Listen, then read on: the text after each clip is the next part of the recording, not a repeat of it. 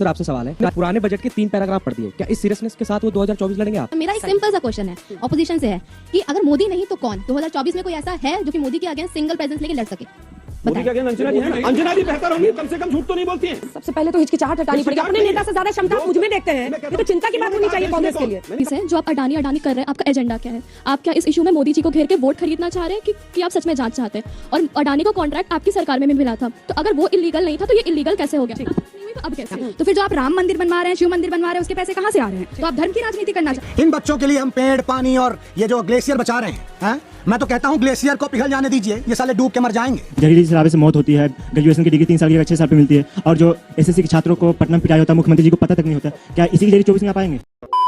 तो आज के इस वीडियो में ऑडियंस ने आलोक शर्मा को डिबेट में अच्छे से धो दिया है, क्योंकि आलोक शर्मा राहुल गांधी के बारे में बोल रहे थे कि राहुल गांधी जी अकेले पूरे बीजेपी और मोदी जी को डरा दिए हैं अपनी यात्रा से। तो इसी बात पर जब ऑडियंस ने राहुल गांधी पर सवाल करना शुरू किया आलोक शर्मा से, तो ये भड़क गए। और इन लोगों को तो सवाल सुनने की आदत नहीं है, इसलिए अगर इससे कोई कुछ पूछ देता है तो इन लोगों को लगता है कि इसे गाली पड़ी गया है। तो आगे क्या हुआ आप खुद से ही देखिए। सर आपसे सवाल है, राजस्थान में बजट पेश हुआ, उसमें अशोक गहलोत ने पुराने बजट के 3 पैराग्राफ पढ़ दिए, क्या इस सीरियसनेस के साथ वो 2024 लड़ेंगे आप? मैं मानता हूं गलत हुआ, नहीं होना चाहिए। मुख्यमंत्री हैं, आपको पता होना चाहिए। तो जैसे आप कह रहे हैं कि अडानी पे जांच होनी चाहिए, पर मेरा एक सिंपल सा क्वेश्चन है ऑपोजिशन से है कि अगर मोदी नहीं तो कौन 2024 में कोई ऐसा है जो कि मोदी के अगेंस्ट सिंगल प्रेजेंस लेके लड़ सके? मोदी के अगेंस्ट अंजना जी है ना? नहीं तो पहचान कौन? अंजना जी बेहतर होंगी, कम से कम झूठ तो नहीं बोलती हैं।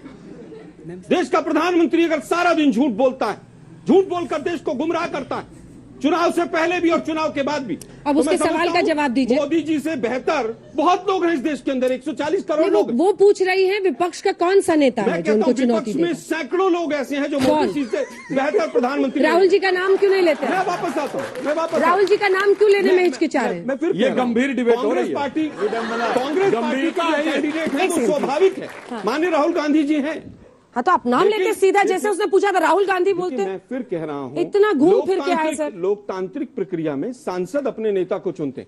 हम बार बार कह रहे हैं, बीजेपी से बड़े मोदी, मोदी देश से बड़े, मोदी सबसे बड़े, और सबसे बड़े अडानी। सबसे पहले तो हिचकिचाहट हटानी पड़ेगी। अपने नेता से ज्यादा क्षमता मुझ में देखते हैं। ये तो चिंता की बात होनी चाहिए कांग्रेस के लिए। मैंने कहा देश में सब। ठीक है, इन्होंने देश का सवाल पूछा। तो मेरा सवाल आलोक जी से, जो आप अडानी कर रहे हैं, आपका एजेंडा क्या है?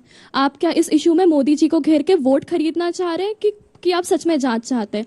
और अडानी को कॉन्ट्रैक्ट आपकी सरकार में भी मिला था, तो अगर वो इलीगल नहीं था तो ये इलीगल कैसे हो गया? अब जांच नहीं हुई तो अब कैसे?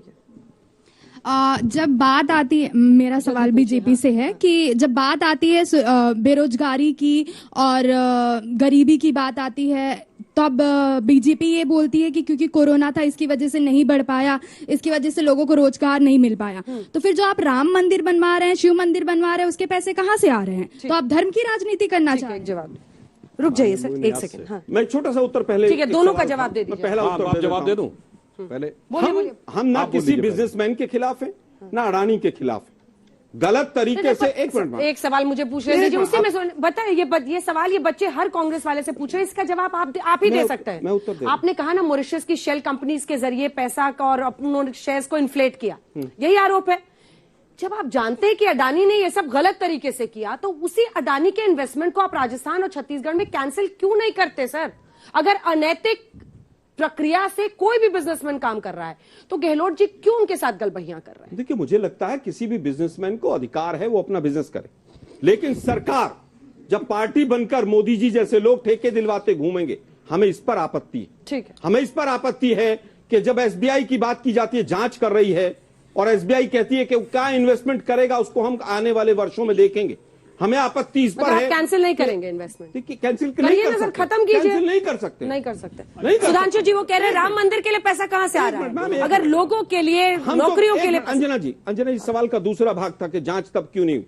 हम तो कह रहे हैं कांग्रेस के कार्यकाल की भी जांच करा लीजिए ना, दूध का दूध और पानी का पानी होने दीजिए। सुधांशु, हाँ, मैं ये बात बताना चाहता हूं, राम मंदिर के लिए 35 साल से पैसा इकट्ठा हो रहा है। श्री राम जन्मभूमि न्यास से जब 9 नवंबर 1989 को शिलान्यास हुआ था, उसके साथ ही पैसा इकट्ठा होना शुरू हो गया। एक बात इनका जवाब दे दूं, इन्होंने कहा अडानी को सब दे दिया, कोयला उनको दे दो, बिजली उनको दे दो, पोर्ट उनको दे दो। बिजली किसने दी? राजस्थान ने। कोयला किसने दिया? छत्तीसगढ़ ने। पोर्ट किसने दिया? अभी ये महाराष्ट्र विकास आघाड़ी बताई चुके हैं, और केरल ने। भाई ये सब तो जो तुम नाम ले रहे थे वो अपने लिए ले रहे थे कि हमारे लिए ले रहे थे, ये तो बता दें। दूसरी बात, इन्होंने कहा एक मिनट, इन्होंने कहा शेल कंपनी की बात। तो मैं पूछना चाहता हूं कि भाई शेल कंपनी का आधार क्या है? अगर भारत के रेगुलेटर को नजर नहीं आ रही है तो आपको जिस आधार पे, जिस हिंडनबर्ग के आधार पे कह रहे हैं, वो तो अपने ही देश में आरोपित हो चुका है। और इसलिए मैं सिर्फ ये कहना चाहता हूं कि हकीकत क्या है कि इनके सामने स्थिति यह है कि ये एक कहावत होती है, वो कॉम्प्लिकेटेड हो जाएगा तो फिर उसका अर्थ बता देता हूं। देह ने जे खायो जेबरी को सांप रे, मतलब एक रस्सी है, वो सांप नजर आने लगे किसी को, तो ये उसका मानसिक भ्रम है। अब वो कहे सबसे समझ जाओ सांप काटने वाला है। अब कोई मानने को तैयार नहीं हो, कह रहा भाई तुम किसी प्रकार से मति भ्रम में पड़े हुए हो, मगर ये उस सांप रस्सी को सांप मानकर खुद तो बैठे ही हैं और कह रहे हैं पूरा देश मान ले। पूरा देश की आंखें बहुत साफ खुली हुई हैं, उसे नजर आ रहा है कि क्या खतरा है और किधर से खतरा है। हमारा सवाल छोटे छोटे सवाल पूछिए और हमारा सवाल मृत्युंजय जी से है। बीजेपी तो बजट के जरिए 24 में जाएगी, लेकिन जो बिहार में आपकी सरकार है, जहरीली शराबे से मौत होती है, ग्रेजुएशन की डिग्री 3 साल की जगह 6 साल पे मिलती है, और जो एसएससी के छात्रों को पटना में पिटाई होता है, मुख्यमंत्री जी को पता तक नहीं होता, क्या इसी के जरिए 24 में आ पाएंगे?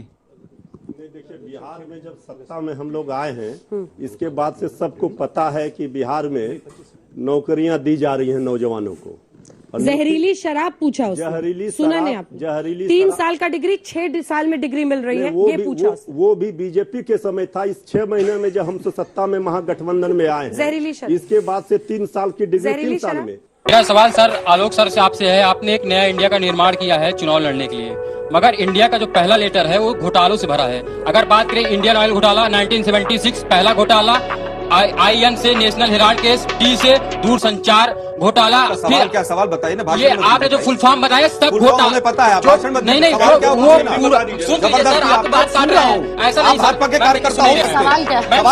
सवाल क्या? ये जबरदस्ती बीजेपी का झंडा मत चलाइए भैया। ये भ्रष्टाचार सर, भ्रष्टाचार का आरोप लग रहा है, सुनिए तो जनता के पास भ्रष्टाचार पे सवाल पूछो, मैं उत्तर। हाँ, तो भाषण मत दीजिए। D से दूरसंचार घोटाला हुआ, I से इंडियन ऑयल घोटाला हुआ, फिर A से एयरबस घोटाला हुआ। आप जनता के पास दोहरा चरित्र लेकर कैसे जाएंगे? एक तरफ आप इंडिया ऐसे बनाए, मगर एक तरफ इंडिया तो घोटालों से भरी है, कैसे जाएंगे बताइए? कभी भी इन लोगों के पास ऑडियंस से पूछे गए किसी भी सवाल का जवाब नहीं होता है, और जब जवाब होता भी है तो ये लोग इस तरह जवाब देते हैं जिससे ऑडियंस को गुस्सा आ जाता है। और ये लोग राहुल गांधी को बचाने के चक्कर में मोदी जी को ही कुछ से कुछ बोलने लगते हैं, जिस पर हर बार अपनी धुलाई कराना इन लोगों का तय हो जाता है। लेकिन फिर भी ये लोग सुधरने का नाम नहीं लेते हैं। इन लोगों को अच्छे से पता होगा अंदर से कि राहुल गांधी कैसे नेता है, लेकिन फिर भी क्योंकि ये उनके पार्टी में है तो बेवजह ना चाहते हुए भी इन लोगों को राहुल गांधी के बचाव में उतरना पड़ता होगा हर जगह, जिस चक्कर में ये लोग खुद की धुलाई करा लेते हैं हर बार। खैर, आपको अगर थोड़ा वीडियो अच्छा लगा तो वीडियो को लाइक कर दीजिए, और ऐसे ही वीडियोस के लिए आप हमारे चैनल को सब्सक्राइब जरूर कर लीजिएगा। हम मिलते हैं बहुत जल्द किसी और वीडियो में।